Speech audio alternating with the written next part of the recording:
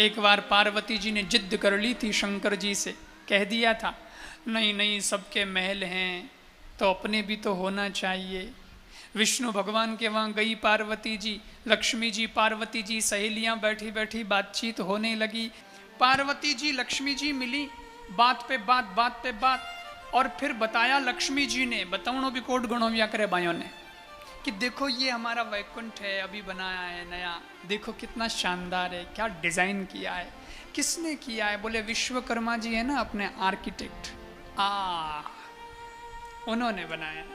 अच्छा अच्छा अच्छा, बहुत बढ़िया डिजाइन किया, क्या नक्शा लिया है, क्या गजब का एलिवेशन है। अरे बोले अपने तो बड़े बड़े लोग आते हैं, हाई फाई लोग आते हैं, सारे देवता वगैरह आते रहते हैं, मीटिंग होती है, भगवान भी बहुत बिजी रहते हैं, तो फिर थोड़ी व्यवस्था करनी पड़ती है।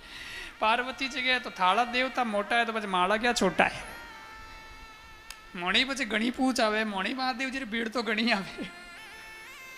अब पार्वती जी के मन में दिमाग में चलने लगा कि अगर वैकुंठ इतना शानदार हो सकता है, इतना बढ़िया महल विष्णु भगवान के हो सकता है, तो भैया एक महल तो अपने भी होना चाहिए। पार्वती जी आई और शंकर जी के पीछे पड़ गई, बोले अपने भी महल बनाओ।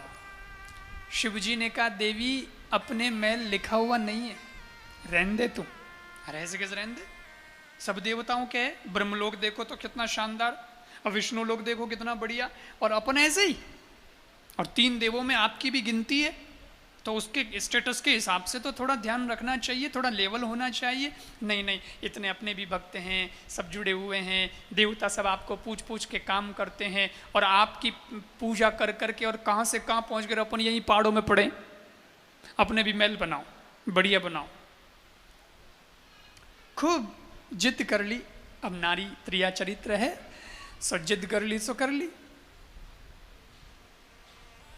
शंकर भगवान बोले देवी तुम कहती हो तो बना तो दें, पर मैं कहता हूं कि अपने महल काम का नहीं है, अपन भजन वाले हैं, अपने तो साधना वाले हैं, और लिखियोड़ो कोनी महल अपने तो कहते बनाओ तो करी, थोने कौन रोके थे, तो देवोरा देव माँ देवो।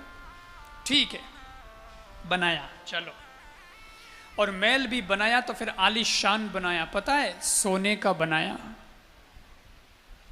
सोने का महल बनाया, बढ़िया डिजाइन हो गई।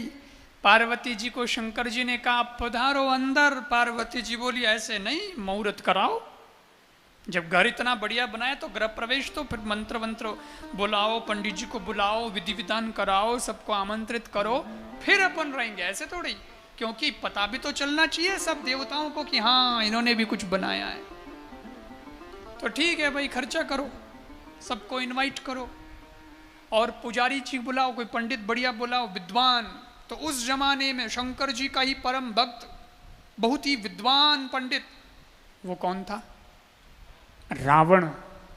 उसको बुलाया, बोले भाई तू मुहूर्त करा, और विद्वान तो था ही। शंकर जी की स्तुतियां जो उसने लिखी है, ओ हो कमाल ही कर दिया। तो शंकर जी ने उसको बुलाया, देवता लोगों को भी बुलाया, ओहो जोरदार बनायो भाई, बहुत बढ़िया बहुत बढ़िया।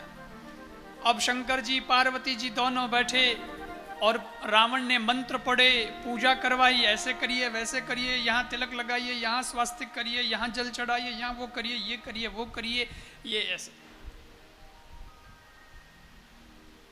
पूजा पूरी होने के बाद हुई गृह प्रवेश, अंदर हुई एंट्री, महल वहल सब देखने लगे, आहा बहुत बढ़िया। इतने में पंडित जी आप री पूजा मेटी पछे कहो बाप जी हमें मैं जाऊं, आ मारी दक्षिणा। शिव जी ने कहा हाँ हाँ हाँ पंडित जी, तो दक्षिणा आप दक्षिणा क्या दें आपको, बताओ, आप ही बोल दो, अपने मुख से ही कह दो, आज क्या दक्षिणा दें आपको, इतना अच्छा कार्य हुआ है, आप जो कहोगे सो ही दे देंगे। रावण बोला बाप जी जो मैं कहूँगा सो ही दे दोगे? बोले और क्या, हमारे यहाँ तो ऐसा ही सिस्टम है, जो मांगता है सो दे देते हैं, बोलो क्या चाहिए। पार्वती जी बहुत खुश है। पार्वती जी बोली आज तो मैं बहुत खुश हूँ, मैं भी तेरे साथ में, पंडित तेरे को जो चाहिए सब मांग ले, मांगने में तेरे को देर होगी लेकिन देने में हमको देर नहीं होगी, तू मांग ले। रावण क्यों, तो बाप जी घना राजी वो जनो मैं लीज दे दो, मन तो ही पसंद आयो, दक्षिणा में ये मैल ही दे दो। शंकर जी पार्वती जी ने देखना से ले देवी कर ले बड़े गृह प्रवेश। मैं क्यों नहीं अपन लिखियोड़ो को नहीं अपना तो भागरिश ठीक है। और सज्जनों ऐसा कहते हैं, देखो कथाएं तो और भी हैं लंका के बारे में शास्त्रों में, लेकिन ऐसा कहते हैं कि वो सोने की लंका भगवान शंकर जी ने ही रावण को दे दी थी और रावण ने फिर वहां राज किया था। और बाबा तो आज भी बर्फीले पहाड़ पे बैठे हैं आराम से। हो देखो कैलाश पर्वत बर्फीला पहाड़ ऐसे ही बैठे हैं। इसलिए शंकर जी को तीनों देवों में अगर आप देखोगे तो इनके पास सुविधा सबसे कम, कुछ नहीं रखते, कपड़े नहीं है, पहनने को आभूषण नहीं है, रहने को कोई ज्यादा खास महल माल नहीं है। लेकिन यही तो इनकी महिमा है कि ये खुद अपने पास कुछ रखते नहीं, पर जो इनको भजता है उसके पास कमी भी किसी बात की रखते नहीं, उसको माला माल कर देते हैं। यह है हमारे शिव।